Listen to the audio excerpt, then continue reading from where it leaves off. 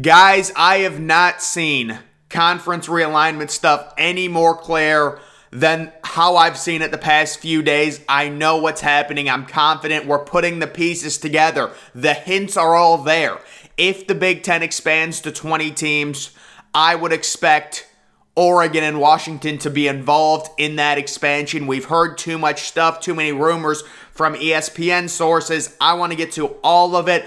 I want to touch on the whole unequal revenue sharing that I talked about yesterday and why it actually does make sense for some of these teams, these lower grade teams, to actually take a pay cut to remain in the Big Ten because they'd still be getting more money even with a pay cut than if they went to, let's say, the Big 12. And then there's also a few other things, the Texas stuff I finally want to touch on. But conference expansion rumors, Dan Patrick thinks that the SEC will try and add 3 major programs. Patrick is hearing that if the Big Ten adds Notre Dame, the SEC is going to make a run at Clemson, Florida State, and Miami. So this is very interesting. This is exactly how we expect it to go down.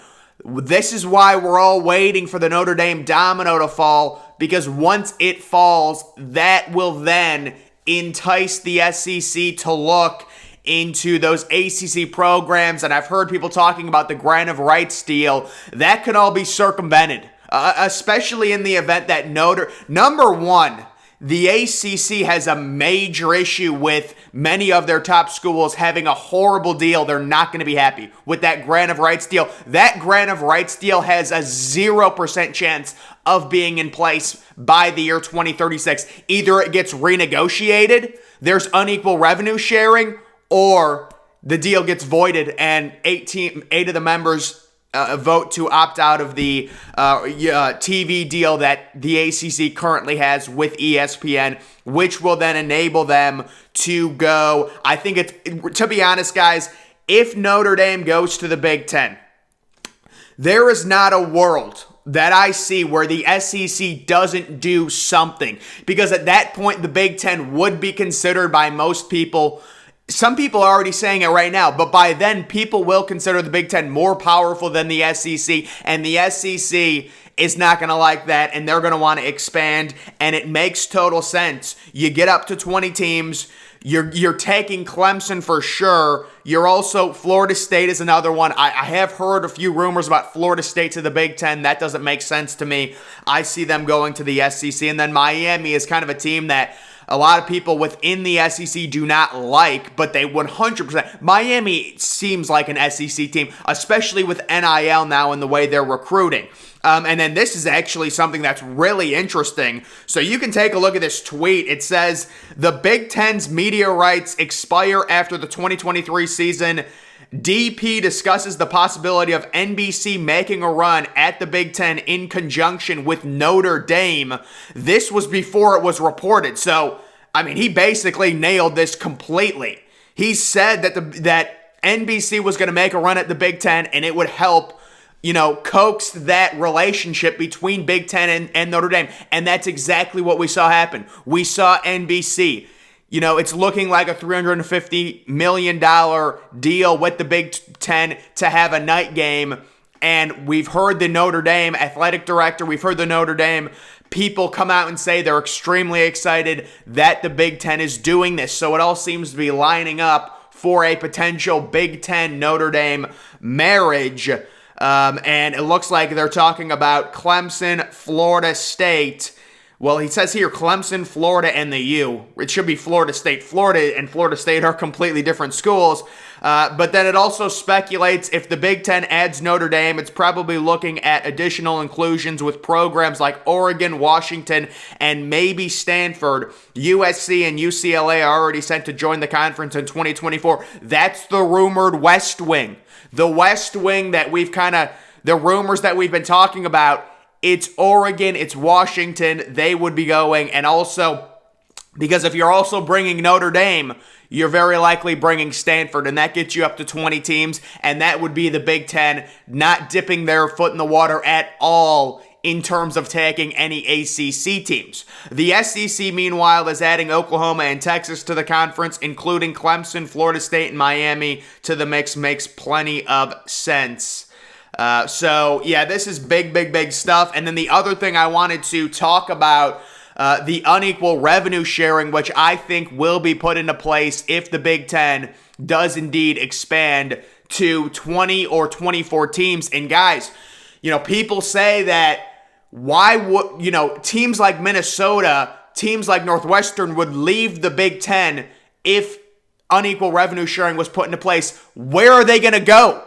Even if they go from making $100 million per year to $80 million per, we're not going to gouge them. We're not going to put them at $30 million. It would be based. It's not like I would say, Ohio State's going to make $200 million per year. I would say Ohio State makes a little more, Michigan makes a little bit more, USC makes a little bit more, because it makes sense. Those schools are bigger draws. They're the reason Fox Sports is paying $1 billion in the first place. And I'm not trying to defend bigger schools. This is just what happens. There is no reason USC and Ohio State should be making the same as Rutgers. They bring more value to the conference. This is something that will be fixed. And then they're like, they'll just leave the conference. Where are they going to go? Where is if Rutgers is making $80 million because they were making $100 million, now it's down to 80 with unequal revenue sharing. Where are they going to go that they're going to make $80 million? What other conference? There's none. There is no. Go to the Big 12, make $50 million per year. It makes no sense, guys. So it is something that's going to be. This reminds me a lot of the East and West divisions of the Big Ten. We all knew it's ridiculous. We all know it's not fair. Why do we put an arbitrary, hindrance on the conference? The two best teams should play in the conference championship game. That's not how it works, and that's why it was changing. This is another situation that's like this. Ohio State and Rutgers clearly are valued differently. Why are they making the same? It just doesn't make sense, and it's not because I want Ohio State to have all this money or I want Michigan to have all this money. I don't care. But I'm saying you look at this from an outsider's perspective, it does not make sense. And then everyone's like, all those schools are just going to leave if they get their shares cut or they get, less money. Where are they going to go? If they go from making $100 million per year to $80 million per year, where are they going to get $80 million per year? So that is just something I wanted to bring up, and we can keep talking about this and going back and forth and things like this, but something like that. Guys, if we get to 20 teams, it's going to be so diluted.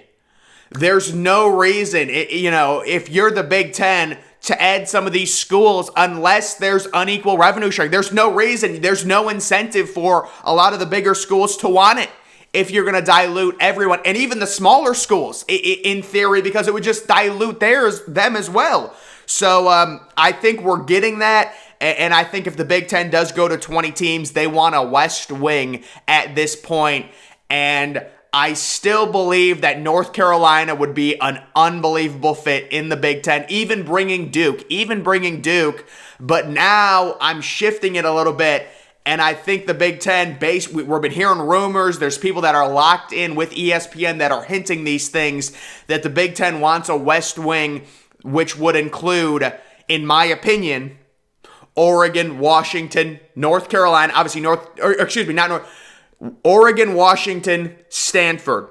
That's your West Wing, and you've already got UCLA and USC, and then obviously Notre Dame as well, and that gets you to 20 teams in the conference. We've also got this news from Texas that this is the problem with the transfer portal and with team culture.